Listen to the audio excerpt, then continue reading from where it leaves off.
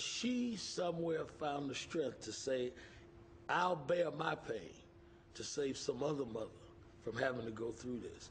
And because she put the picture of this young man's body on the conscience of America, she might have saved thousands of young black men and young black women's lives. I believe that the whole United States is mourning with me. And if the death of my son can mean something to the other unfortunate people all over the world, then for him to have died a hero would mean more to me than for him just to have died.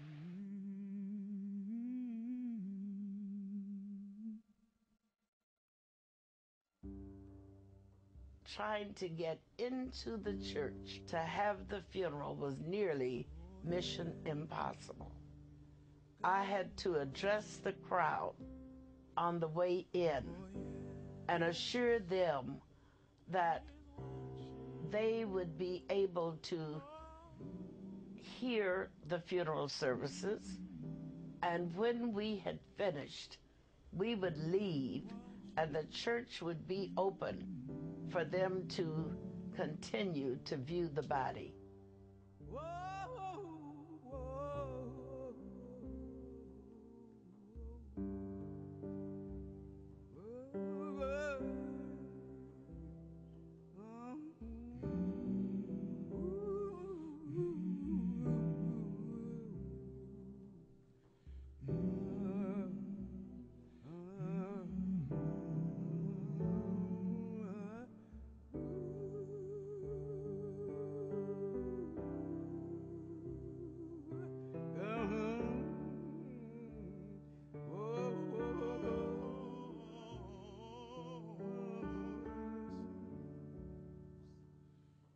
I went to the funeral, I saw the body of Emmett, and it's like it wasn't him, you know.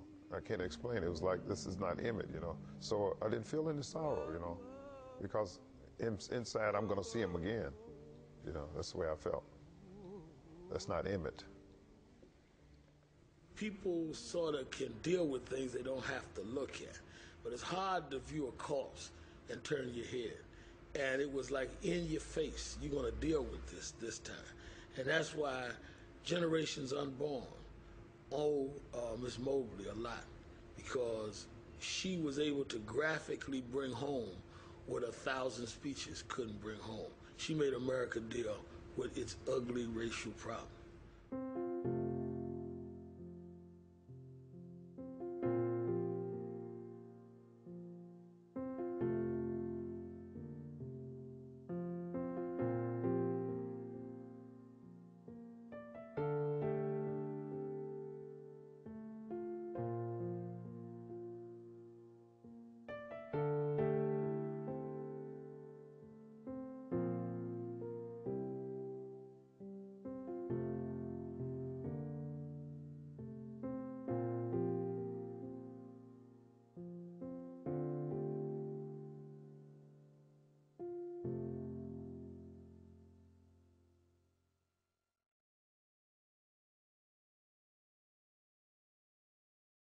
We are doing all we can do to investigate the Till murder. We have made a complete investigation and plan to go as far as possible in the prosecution of the case. I may add that we have had the full cooperation of all the white and colored citizens of Lafleur County. It's my opinion that the guilt begins with Mrs. Bryant, and I want to see Mrs. Bryant punished, her husband, and any other persons that were in on this thing. And I feel like the pressure should start from the President of the United States and be channeled all the way down to the township of Money, Mississippi.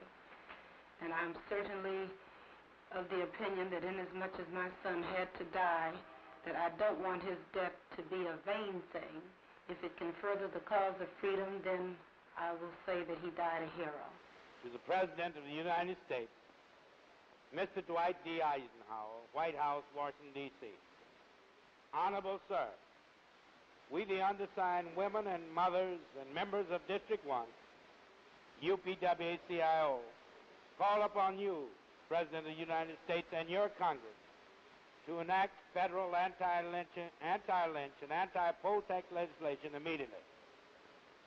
the brutal lynching of Emmett Till, one of the most barbaric atrocities committed against a child in the history of mankind, demands prompt federal intervention for the prosecution of all persons responsible for this heinous crime. We strongly urge you, Mr. President, to call a special session of Congress in order to recommend immediate passage of federal anti-lynch and anti-poll tax laws. Only in this way can we be assured that other Negro Americans will not meet a similar death. Responsibility for federal safeguards against lynching rests with the President and his Congress. The lynching of Emmett Till demands immediate recognition of that responsibility. The headlines began to appear that Emmett Till's mother would attend the trial. And when that message made headlines, people began to send me mail by the bushel. Dirty pictures, pictures of male organs on the newspaper that they were sending me. And sometimes it was very difficult to read the article. And then they would write different stuff on top of the print, such as bombing my house and Mayor Daley's house if I attended that trial. And my son got just what he deserved. And there was another nigger gone. This is Mrs. Alma Spearman, the grandmother of Emmett Till. Have you had any letters, telephone calls, things like that? A number of letters and many telephone calls. What do they say? Well, they threaten us with the words of like niggers and savage or uncivilized people, or people that want to be ornery and want to press our charge, whether it be right or wrong. We've even been threatened that our house would be bombed. I think this is one of the worst and the brutalest incident ever happened in Mississippi since I've been here. And the colored people is awful depressed over it. It was because it was a boy that they went there.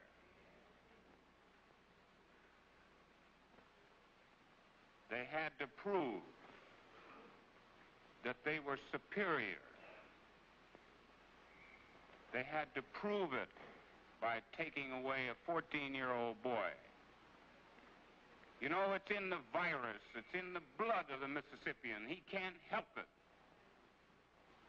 I'd like for the NAACP or any colored organization anywhere to know that we are here giving all parties a free trial and intend to give a fair and impartial trial. And we don't need the help of the NAACP, and we don't intend for them to help. We never have any trouble until some of our southern niggers go up north and the NAACP talks to them and they come back home.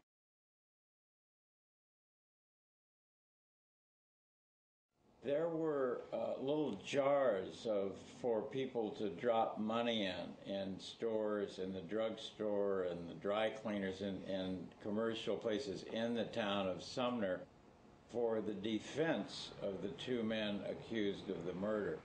And I must say it was a strange, eerie feeling and very uncomfortable feeling to see these little jars of money being collected to defend two men who, it seemed, understood were the murderers.